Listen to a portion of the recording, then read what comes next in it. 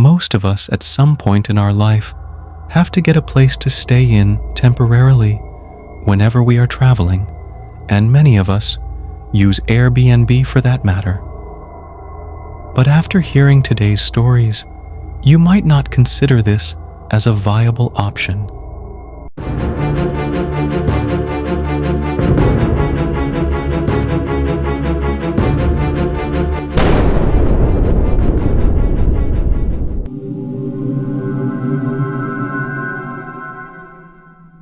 On a forum post in the subreddit r/askreddit, a user posted, "What's your creepy Airbnb story?"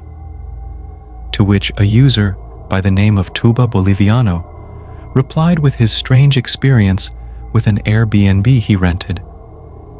His story goes like this. "I stood at a lovely Airbnb in Iowa for my little brother's graduation. He didn't know I was going to make it, so we threw a surprise party at the Airbnb. While we were setting up, my other brother and I went down to the basement to get an extra table. The second we got down there, we looked at each other and said, 'Yup, it's scary here.' We searched for the table. The longer I spent in the basement, the greater the feeling of dread grew in me. We found the extra table and headed back upstairs, joking about how creepy a seemingly normal basement was. My whole family got together, and the family started. While we were celebrating, my girlfriend decided she'd run the washer, which was downstairs. She was going to go down alone when she came back and asked me to go with her, since it was creepy. Again, I went down and rushed to leave. The basement was now officially scary to me. The party continued, and we had a wonderful time. As the night started to settle, people got in their Ubers back to their hotels, and now it was just me and my girlfriend unwinding after an afternoon of eating and drinking. We were relaxing when the laundry buzzer went off. I looked at her, and she said she didn't pick up the load from earlier.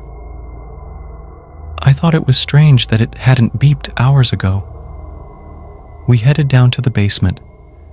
Again, she stopped at the stairs to the basement and asked me to go first. As I was going down, the buzzer on the washer went off again, scaring us. We both jumped. I hurried down, grabbed the laundry, and we headed upstairs to let it air dry. As we finished, I could tell she was still nervous. We decided to go through the house and lock all the windows and doors. This is standard when we visit an Airbnb. We never miss this step.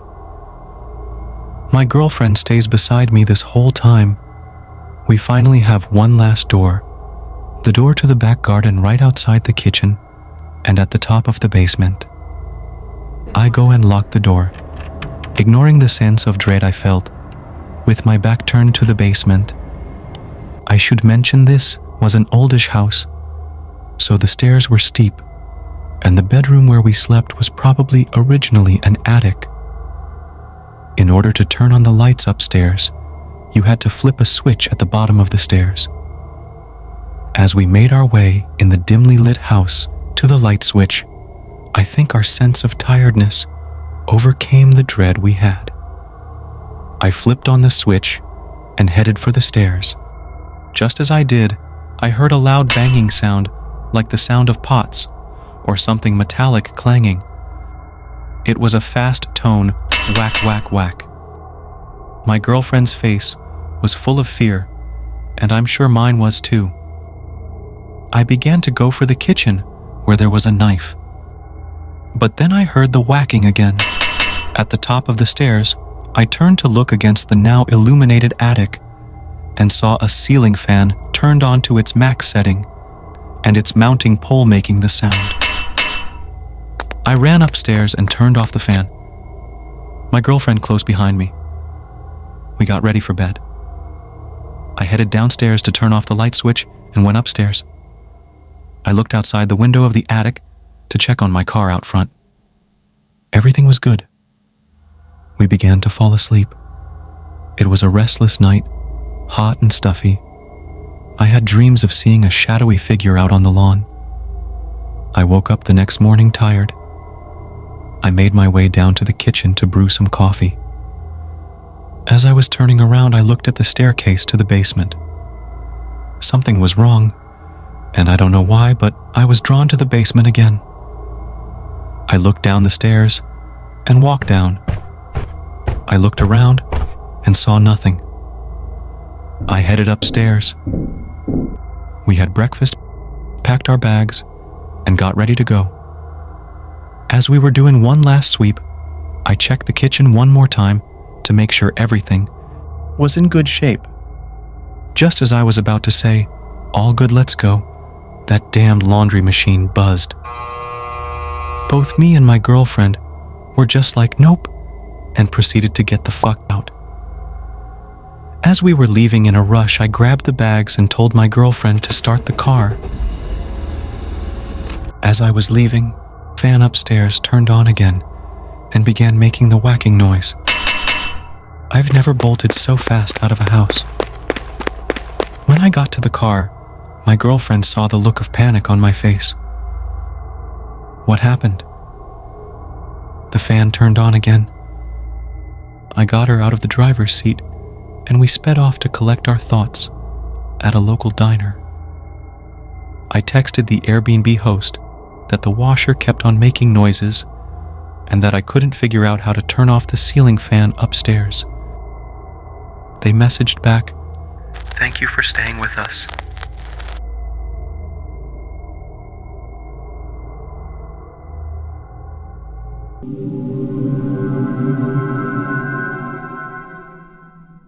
It was a dark and stormy night when Rachel and Jake set out on their weekend getaway. As they drove down the winding country road, the trees seemed to lean in closer and closer, their bare branches reaching out like gnarled fingers. Rachel shuddered and pulled her coat tighter around her, glancing nervously at her brother. Jake just chuckled and turned up the radio, trying to drown out the ominous rumbling of thunder in the distance. Despite the weather, they were both excited for their stay at the Airbnb rental. They had been planning this trip for weeks and couldn't wait to escape the city and relax in the charming countryside. As they pulled up to the rental, they were immediately struck by its beauty. The farmhouse was a sprawling 2-story structure with a wraparound porch and a picturesque red barn in the distance. It looked like something out of a fairy tale, and Rachel and Jake couldn't wait to explore. But as they settled in and the night wore on, strange things started to happen. They heard eerie noises coming from the empty rooms and saw shadowy figures moving in the corners of their eyes. It became clear that the house was haunted by the ghosts of its former occupants, and Rachel and Jake knew they had to find a way to confront the spirits and escape before it was too late. As the night wore on, the ghosts became more and more active. Rachel and Jake heard footsteps creaking across the floorboards and saw doors opening and closing on their own. They tried to brush it off as their imagination, but it was hard to ignore the cold drafts and the feeling of being watched. They huddled in the living room, trying to come up with a plan. Rachel suggested calling the owner to ask for a refund, but Jake pointed out that they had signed a no refunds policy. They were stuck there, at the mercy of the angry spirits.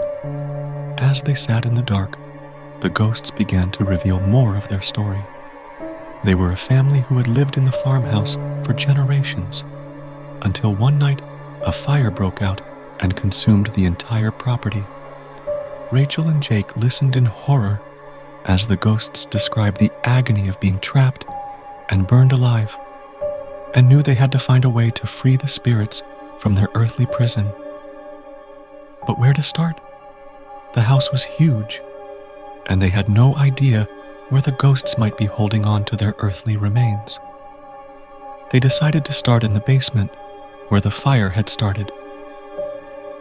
As they descended the creaky stairs, the temperature dropped, and the air became thick with the smell of smoke. They searched through the debris, trying to find anything that might give them a clue. It was slow going, and Rachel couldn't shake the feeling that they were being watched. She kept catching glimpses of movement out of the corner of her eye, and the feeling of dread in her stomach only grew. Just when they were about to give up, they found it, a charred and blackened box hidden in the corner. Jake pried it open, and inside, they found a collection of old photographs and documents. As they sifted through the items, the ghosts began to appear in solid form, their charred and disfigured bodies a gruesome sight. Rachel and Jake knew they were running out of time and had to find a way to lay the spirits to rest before they met the same fate. They frantically searched through the documents, looking for any clues that might help. And then they found it, a deed to a plot of land in the nearby cemetery. They knew they had to act fast. They gathered the documents and raced back up the stairs, the ghosts hot on their heels. They could hear the angry wails and feel the icy touch of the spirits, and knew they had to make it to the cemetery before it was too late. They burst out of the house and into the pouring rain, the lightning illuminating the path ahead. They could see the gates of the cemetery in the distance and knew they were almost there. But just as they were about to reach safety, a bolt of lightning struck a nearby tree, and it came crashing down, blocking their path. Rachel and Jake were trapped, with the ghosts closing in on them. They knew they had only one option left. They held hands and closed their eyes, focusing all their energy on the spirits. They could feel the ghosts beginning to dissipate, the icy touch turning warm and then disappearing altogether. When they opened their eyes, the ghosts were gone. The storm had passed, and the sun was breaking through the clouds. Rachel and Jake stood in the peaceful cemetery, surrounded by the graves of the family who had haunted them. They knew they had laid the spirits to rest, and were grateful to have survived the night. But their troubles were far from over. As they made their way back to the farmhouse, they were startled by a loud noise. The red barn that had seemed so picturesque earlier was now engulfed in flames, and they could hear the panicked whinnying of the horses trapped inside.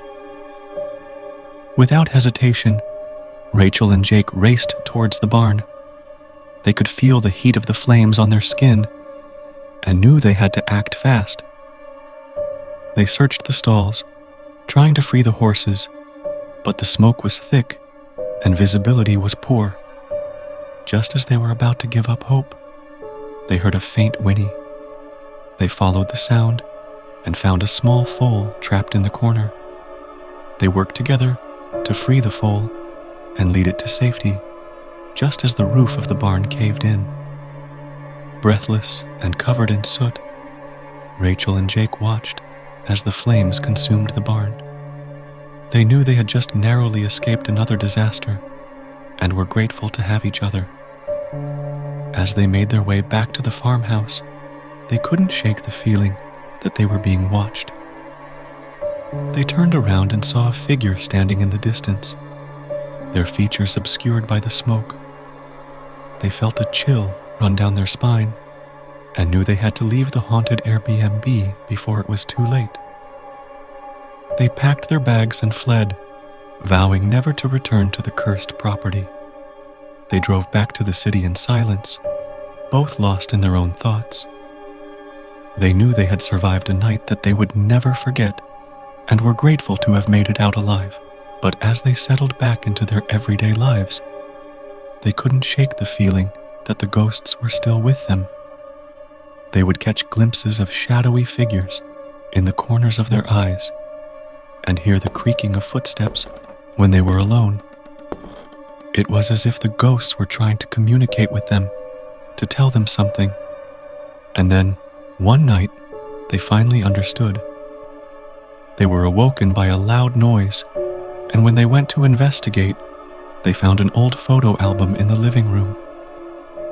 It was the same one that they had found in the basement of the farmhouse, but it was filled with new images. They flipped through the pages and saw pictures of the farmhouse before and after the fire. And then they saw a picture of the figure they had seen in the distance. It was the owner of the Airbnb, standing in front of the burning barn with a smug grin on their face. Rachel and Jake realized that the owner had started the fire, hoping to collect the insurance money. They had trapped the family inside the farmhouse, knowing that they would perish in the flames. Enraged, Rachel and Jake knew they had to bring the owner to justice. They gathered the evidence and went to the police, and with their help, the owner was arrested and charged with murder. The ghosts were finally able to rest in peace, and Rachel and Jake could sleep soundly, knowing that the person responsible for their deaths had been brought to justice. They vowed to never stay at another Airbnb again, and to always trust their instincts when it came to choosing a vacation rental. They knew that they had survived a night that they would never forget, and were grateful to have made it out alive. These cases will make you think twice before renting an Airbnb. Like and subscribe if you liked the video. See you in the next mysterious revelation.